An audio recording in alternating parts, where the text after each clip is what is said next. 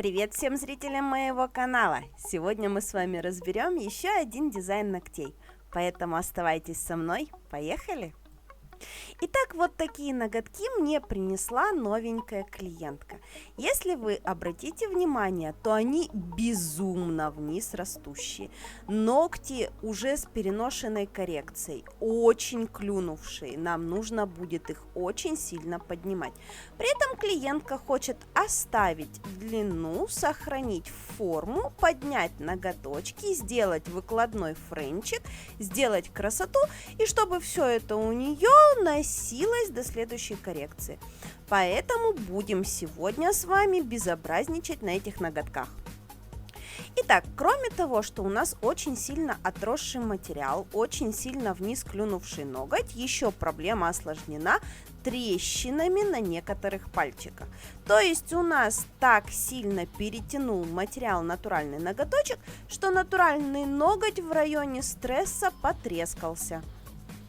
Поэтому первым делом я снимаю старый материал, максимально снимаю его на ногтевом ложе, на кончике стараюсь оставить материал по максимуму, потому что кончик мне нужно будет очень сильно поднимать. И сразу же убираю вниз клюнувшие параллельки, потому что они мне будут только мешать. То есть максимально на этом этапе выравниваю ноготок, чтобы он получился ровненький. В этом месте клиентка начала переживать по поводу того, что они останутся вот такие вот остренькие. На самом деле нет. Мы сейчас выложим френчик, добавим материал на бока, и наш пальчик станет опять с кругленьким кончиком, вся острота уйдет. Для того, чтобы укрепить трещины ноготков, которые у нас существуют на стрессе, я решила использовать стекловолокно. Добавляю его на базу от гель-лака, на непросушенную, для того, чтобы перекрыть трещины и тем самым их армировать, чтобы дать возможность нашему ногтю нормально отрасти, если вдруг даже что-то пойдет не так. То есть, если я, не дай бог, выложу здесь материала недостаточно, он будет тоненький, то из-за этой трещины ноготь мог треснуть вместе с материалом и отвалиться. Этим же я предотвращаю такую возможность, то есть у него вообще нет возможности нигде треснуть и отпасть. Надеюсь, я максимально подробно описала, что я имела в виду, и вам сразу же стало все понятно. Тем временем мы выкладываем удлинение при помощи акрилатика. В данном случае выстраиваем яичко, очень красивенькое, ровненькое. Опять же, загоняем усики френча выше натуральных точек роста. Все как я люблю. Яйца выкладываем, стараемся длинненькие, остренькие, так, чтобы смоделировать вытянутое ногтевое ложе. В общем, это мы с вами уже разбирали не раз в других роликах. Посмотрите, если вы вдруг не видели.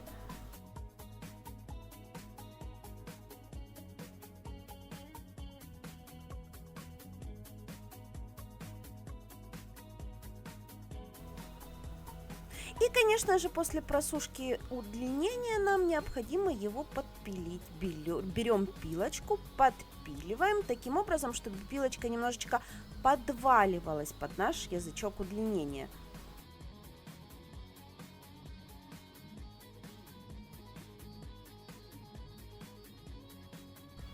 Далее достаем все наши волшебные замесы акрилатика и смешиваем еще один цвет дополнительно.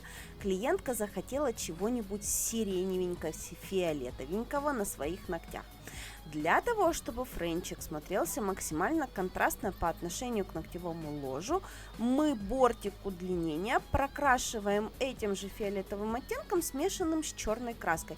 Получается темный фиолет, мы его кладем именно под удлинение, получаем яркий контрастный борт, а на сам кончик выкладываем другие оттенки фиолета и голубые блестки. Именно из этих цветов формируем весь наш френч.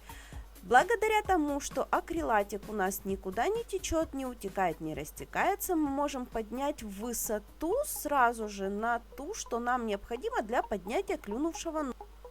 Но в данном случае высоту я решила поднимать не за один заход, а за несколько, потому что сверху всего вот этого вот многоцветного безобразия я хотела положить еще блесток. Поэтому выкладываю френчик, просушивая его, на капельки прозрачного моделирующего геля наношу блестки и перекрываю прозрачным моделирующим гелем, достраивая высоту. Ну и в этом ролике опять что-то пошло не так у меня с резкостью. Опять резкость у меня настроилась куда-то не совсем туда. Я уже думала, я со своей камерой договорилась окончательно, но нет, сегодня мы опять с нею немножечко поругались. Тем не менее, мы берем фрезер и фрезером снимаем явно лишний материал. Все остальное будем, как обычно, допиливать пилочкой.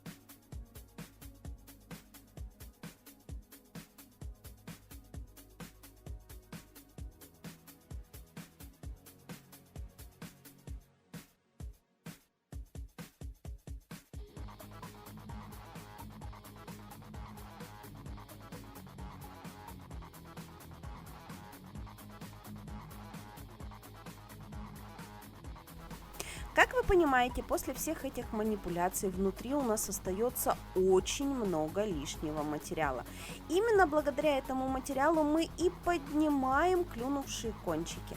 Очень удобно все эти излишки материала выпиливать вот такой вот остренькой фрезой. И такая фреза, кстати, продается у нас в магазине. Ссылочку оставлю в описании. Ну а дальше, как обычно, самый залипательный момент – это перекрытие всего этого безобразия финишным покрытием. Френч получился просто восхитительный. Очень красивая, четкая улыбочка, очень красивые удлинения. И на двух пальчиках мы решили добавить небольшую прорисовку. Собственно говоря, как вы знаете, у меня существует одно правило. Если не знаешь, что рисовать, рисуй вензеля. Вот в этом случае мы тоже решили остановиться на вензельных композициях. Вырисовываем вензелюшные вензеля вензелябрами. Ну а для того, чтобы наши вензелябровые вензеля стали еще интереснее, добавляем вензеля плоской кисточкой. У нас получаются вот такие вот китайские вензельные вензеля.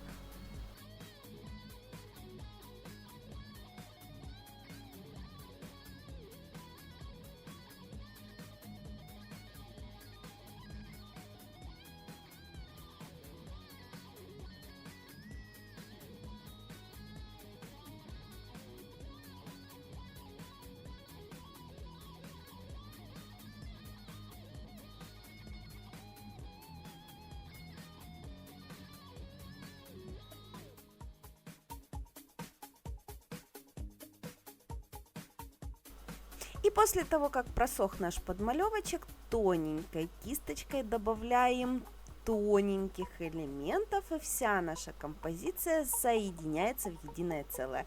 Именно благодаря вот этим тонким линиям у нас получается законченный дизайн.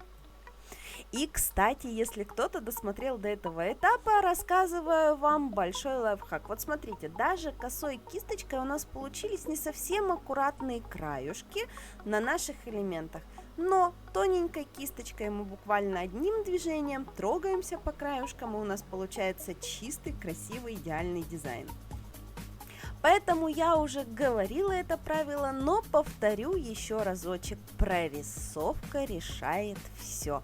Если у вас что-то не получилось, добавьте немножечко прорисовочки, и ваш дизайн заиграет совершенно иначе.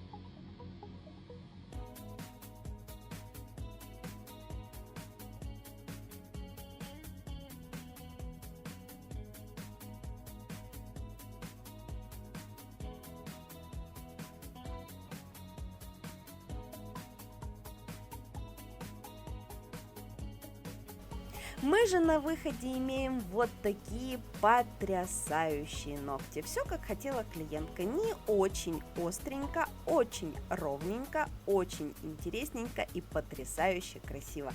Надеюсь, вам сегодня с нами понравилось. Надеюсь, вам было интересно и полезно. Оставайтесь на моем канале. Увидимся в новых уроках. Всем до новых встреч. Пока!